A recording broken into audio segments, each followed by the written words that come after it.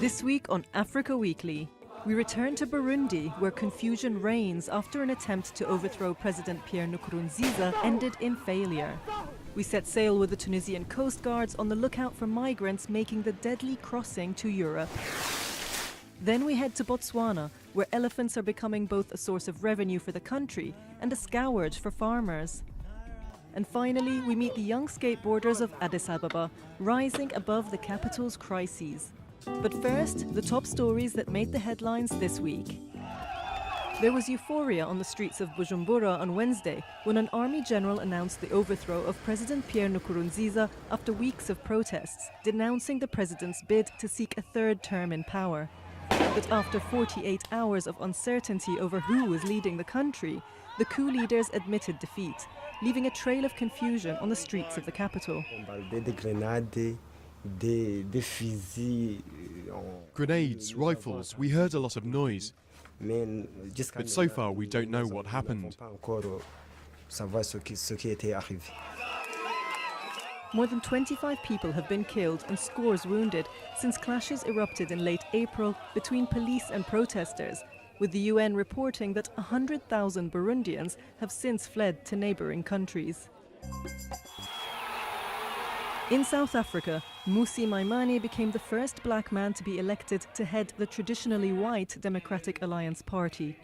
It's a move that may widen the appeal of the country's main opposition party, which currently lags far behind the ruling ANC, in power for over 2 decades. The past still remains with us today. Finally, in Liberia, thousands celebrated the end of Ebola after the country was officially given the all-clear from an epidemic that has killed more than 4,700 people. Liberians have even gone back to the beach, a luxury that had so far been banned to prevent the spread of the disease. The World Health Organization is urging people to remain vigilant as the virus is still present in neighboring Guinea and Sierra Leone. On Wednesday, the EU unveiled a plan for dealing with an unprecedented wave of migrants, including controversial plans for binding quotas across member states. Meanwhile, for Tunisian coast guards, like those monitoring other Mediterranean countries, controlling the flow of migrants remains a challenge. Scanning the waters for migrants in distress. These days, that's one of the main jobs for the Tunisian Coast Guard. A lack of resources, coupled with more people trying to cross the Mediterranean as the weather clears up, means they're struggling to keep pace. They even have to rely on fishermen to help with rescue missions. It's normal that in some cases it's the fishermen who intercept the migrants, because there are hundreds of fishing boats in international waters, so they outnumber us. But that doesn't stop us from being there with all the other security forces, and we intervene whenever necessary. With neighboring Libya, another popular departure point, now in a state of chaos, the number of African and Middle Eastern migrants venturing into Tunisian waters is increasing. 366 alone were rescued in April. Some are now housed here by the Red Crescent, but with a boat full of migrants arriving almost every other day, space is at a premium. We have a limited capacity, so we cannot take on too many people. Our number of volunteers is limited, our means are limited, and from what I've seen, the means of the state are limited too. We need more support from humanitarian organizations. Ali Kone left his home in Ivory Coast 9 months ago. He's already traveled through Mali, Algeria and Libya. He then tried to cross from Tunisia on a cramped inflatable motorboat, along with 96 others. We had a serious problem at sea off the Tunisian coast. After we passed the Libyan coast and we made it to the coast here, everything went wrong. The boat was pierced and it started to deflate, but then we saw the fisherman's boat. We called them and they rescued us. Rescued migrants often attempt the trip again. In 2014, more than 220,000 of them reached their destination, according to the EU. And despite the hundreds of deaths already reported, many more look set to take on the sea for a better life in Europe, meaning more busy days ahead for the Tunisian Coast Guard.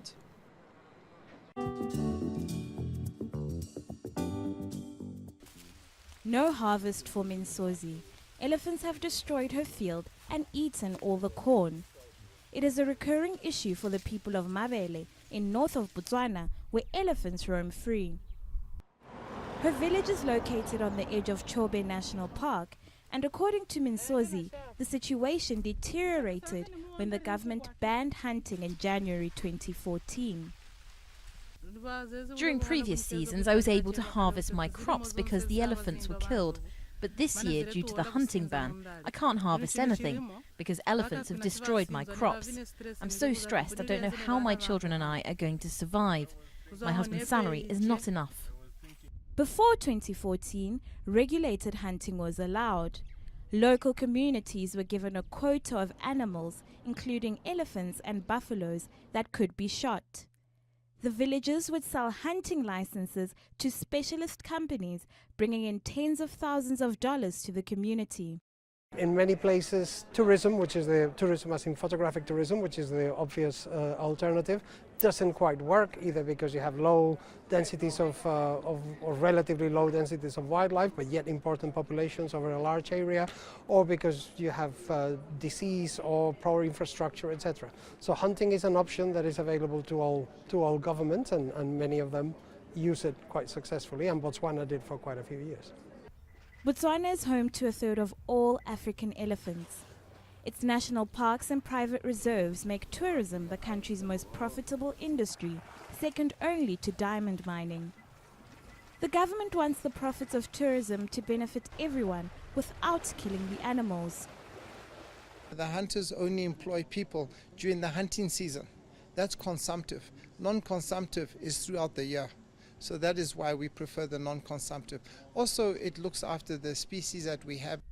Once the source of much-needed income, elephants are now becoming a major nuisance to some villages in Botswana. Now the community, we used to tell them that conserve so that you get the profits. But now it's not easy to change the mindset and say conserve. Conserve for what? In Botswana, hailed for its successes in conservation, this debate largely hinges on business rather than moral discussion on animal rights. Even tourist guides fear that the hunting ban will drive desperate villagers into indiscriminate killing.